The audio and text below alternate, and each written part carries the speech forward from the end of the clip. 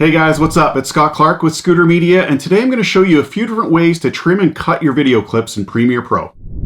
On this channel, we provide filmmaking tutorials and tips and tricks, as well as doing some product reviews. So if you are new here, please consider subscribing. Let's get into it.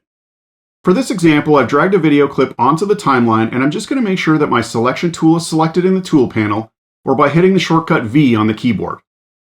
Now move the playhead to where you would like to cut the clip and drag the beginning of the clip back to the playhead. We have trimmed the beginning of our clip, and now there is a gap at the beginning of the timeline.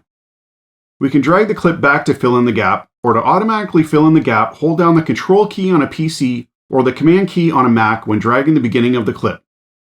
By dragging the beginning or end of the clip, we can trim that section. Another way that we can cut our clip is by using the razor tool in the tool panel, or by pressing C on the keyboard to select the razor tool. With the razor tool selected, you can make cuts anywhere in the clip. You can then delete any portions that you don't want. If you would prefer to have the gaps filled in automatically when you delete a section, hold down the Shift key when deleting and the clips will shift to fill in the gap. If you happen to have multiple clips on top of each other, I'm just going to copy and paste this clip to show you an example. You can hold the Shift key down while making the cut with the razor tool, and it will cut all of the clips.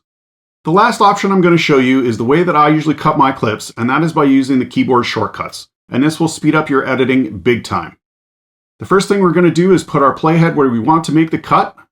Now just hit the Q button and it will delete everything before the playhead position in the clip and fill in the gap automatically. We can also do the same thing at the end of our clip, so place the playhead where you would like to make the cut and hit the W button. This will delete everything after the playhead in our clip and fill in the gap.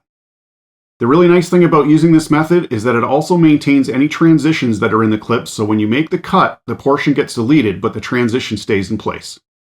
I hope this video helps you guys with trimming and cutting your clips in Premiere Pro, and if you found value in this video, please give it a thumbs up, and if you haven't already, please consider subscribing. Thanks for watching today's video, I appreciate it, and I'll see you in the next one.